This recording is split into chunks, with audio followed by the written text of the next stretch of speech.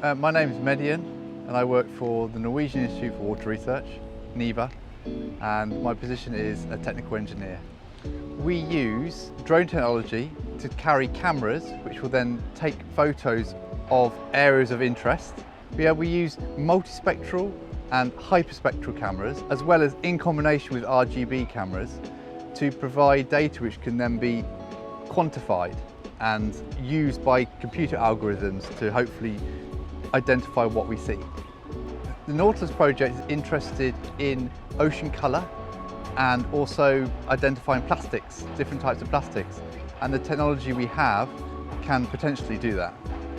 In the CB project, we are using the technology to identify different types of species and their distribution by using aerial vehicles and potentially create an infrastructure which allows us to efficiently upload data and discover the status of a habitat based on that data.